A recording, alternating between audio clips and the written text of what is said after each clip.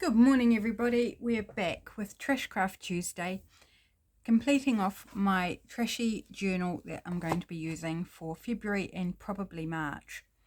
Now I did say I was going to cut some of the papers on camera and I was busy doing papers, watching YouTube and forgot. So I've cut all the papers and I have organised one signature, but I stopped myself before I did the second one, so we can order the second one. I'm not going to aim to make them the same. I don't care if they're the same or not. They've got the same papers, give or take. I'm just going to throw them together, and there's a few double ups of types of paper. So I'm just going to, just put them. I also realized as I was cutting them that I was cutting them all to the same size, all nice and regimented. And I was like, what am I doing? It's supposed to be trashy. So I then set about trying to vary them, like having a bit of a flip here, making the page sizes uneven where one's longer than the other, making some short pages like this wee bit, and having some torn edges. And so I was much happier with that once I started sort of being a bit more trashy with it. This one's a misprint, and it's one I tested out my binder machine on, so it's got some fun holes along the side. So I like to keep my misprints or my test prints where I then go and decide something's not right and I need to change it or whatever, because they're great for trashy journals as a base. So my goal with this journal is to be more of an art journal style. I might put that one on the outside, it's a bit wider. So I've found that during January, combining the Junk Journal January prompts with my journaling was really appealing. So focusing less on the writing, still putting it in there, but just not such a focus on it, and letting my arty side play a bit more just was so much fun. So I'm keen to do that again. Okay, so we have 2 signatures. I can't remember how many pages are in each, 14 or 15. I typically put 16, but because I don't envisage that I'll actually manage to journal every day, I'm starting to be a bit more realistic. I'm just going to go with that. I can always add in, do tip-ins if I want more pages. So I'm going to take my template. I have pre-punched the holes in my template just to make it a little bit easier to go through my spine here, and I'm going to line it up, and I've got my top at the top, and yes, that's the end with the blue, not with the green. If you saw the first part of this video, you'll know what I'm referring to. So just fitting it right in there, and I'm going to punch my holes, and I'm going to make them a decent size because I've got to go through that fabric. Oh, a little bit tough. It's going through the fabric, the original spine, which is still in there, which is a mixture of paper and like a light canvas fabric, and then the adhesive, of course, layers of glue, and maybe double-sided tape if I didn't manage to clear the tape, and I don't think I did because my awl is a bit sticky. Might just give that a clean off because that's not going to help it go through my papers very nicely if it's got glue residue on. Being very careful because it is very sharp. So just cleaning it from the thick end of the shaft down to the point means I'm less likely to stab myself. Yeah, I think that's good. Oh, I wanted to show you too, in my last video I tried doing the tape on the fabric and it didn't work, the double-sided tape. So I just thought I'd show you the faux washi that I made from it. Hopefully you can see that, it's not too glary, it's a shiny paper, that one. And this is all just made from magazine paper with the double-sided tape. I do have a Trashcraft Tuesday video where I make this, and it's something I just keep making. If I've done with the magazine, then I'll go back and look for any areas of pattern or colour that I like and turn it into faux washi. And it is so handy to have something. You can match it to any project. Just find the right thing that you want in a magazine, put some tape on it, and you've got washi to match your project. Can't recommend it enough. Okay, so I'm going to take my first signature here. Now normally when I'm sewing in a signature I would clip it to the cover, but that's one signature and we're doing two here, so I'm going to clip just the pages themselves. And I've got a short page there in the middle, so I'm using the arms to hold that in place. I don't even know if I used to use clips back when I was doing two signature journals, but we're going to use them now because I find them very helpful. Just less moving parts to try and keep restrained. Right, there we go. And I don't even care if these aren't up the right way. They're just faces to work with. Hey, so remove the cover. I'm going to take my template, and your pages will be shorter than your template because the template is the full height of the journal. So I'm going to take my template here and kind of center it and make, I need to put the top T at the top where my top of my pages are. And I'm going to make a little mark where the top of my pages are so that I can get the holes in the same place on both of my signatures. Hopefully that makes sense. So I've line centered my template vertically and then made a mark where my top of my pages are. And then these lines that we drew across are what help us to know where to punch our holes. So it's a bit of a trick. You kind of need to hold it in a V. And then go down following that pencil line or whatever you drew the line with, and make your holes accordingly.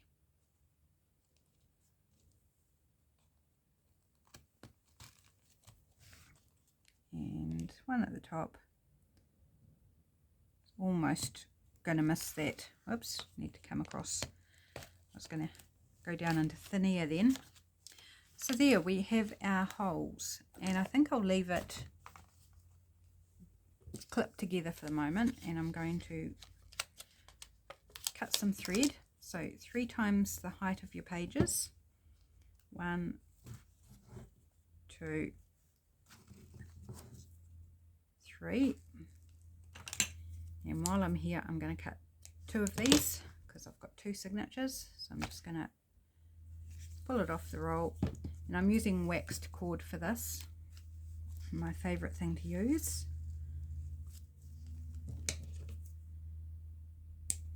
There we go.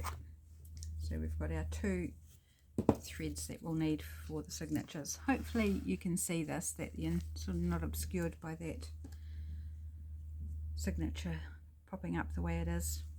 Okay, so here we go. First one, going to go in through the middle hole, and then through the middle hole, making sure you've got things the right way up. If your direction is important. The only thing important to me here is that my holes are in the right place so that my signatures end up the same height. Not as critical. Now I'm just going down to the bottom hole, trying to find it. Not so critical in a junky journal for myself, but definitely for making one for sale, I'd want to try and make everything line up. I'm just having trouble finding my hole. I know it's there somewhere. Sometimes holding it up and see if you can see daylight helps. I'm using the light in front of me to be my daylight. Where's my all gone? I just think I need to go in here and make it a little bit. There we go. I can see daylight now, or light. Gosh, this is the trickiest part. Yes, I'm on camera, aren't I? That's why you're being silly.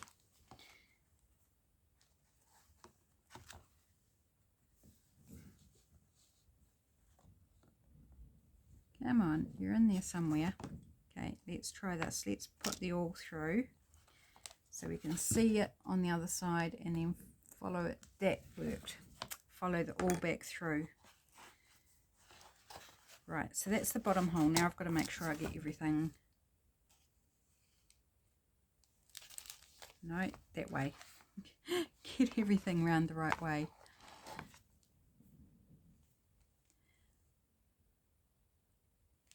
Oh yes, how not to do things. But it's just, you know, sometimes it just doesn't go well. Sometimes it just is a pain, and that's real life. So that's okay. We get there in the end. Oops, I need a bit more through there. Right. Okay, got the first two holes done. I'm making it look so difficult, aren't I? So now we go back through the middle hole, trying not to capture that first part of the string, because if you do, your signature will not be able to be tightened up, and that's not much fun at all. And then in through the top hole. Certainly it's a lot harder with two signatures than it is with one, because you're fighting with more things. Oops, I had it in the hole. There we go. Sorry, you probably can't see what I'm doing at all. I feel like I'm off the fingers and thumbs, and I just tore that paper there at the top, but oh well. Like I said, it's only my journal. It's a good place to experiment and check that everything, check your process and that you can work it out. And right, I'm going to take these clips off now because I feel like they're making things too stiff and unworkable at this stage. So whip those off. Give it a good tighten and knot it a couple of times. So we got there. So probably quite a short video, just sewing in these two signatures. And then maybe I'll do a flip through of the types of papers that I chose out, because I haven't actually really talked about that. And that might be interesting. Now these strings, I think I might just tie a bow, just a little bow, and trim up. No, I might leave the excess because it's all within there, so that's fine. Okay, let's take the second signature and clip it together. So on both of these I've got that short page in the middle, which is fine. Not worried if they're exactly the same, it doesn't matter. If they're not, it doesn't matter. As I said, they're just bases to make some art and do some journaling on.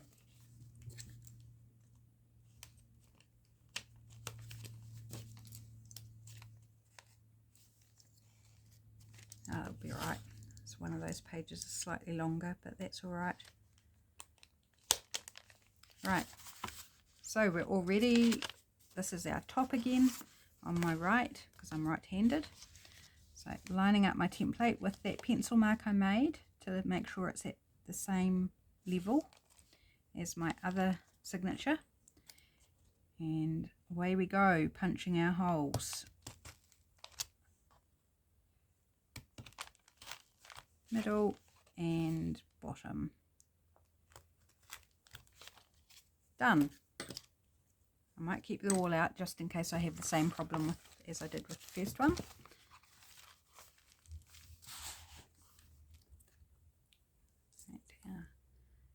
Waxed cord.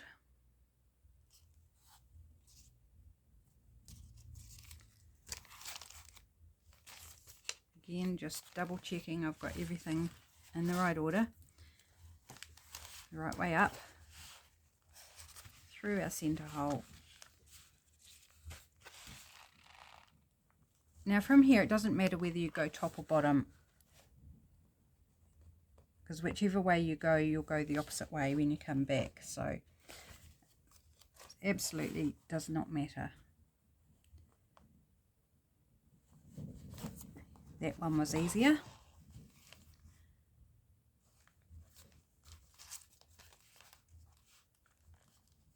Okay. And holding that string tight, when it comes to going back through that hole, hold that one nice and tight and down, and then angle your needle back through above it, and that way you're less likely to catch the thread and have that tightening issue where you can't tighten it. And through the top hole, gosh, that was so much easier. This one's going a lot better for me. This is how it should go, or how it normally goes. Normally it's not an issue getting through the holes, but just every now and then, just likes to give you a reality check. And tightenable, so that's good. I didn't catch the thread. Again, I'm just going to whip these off.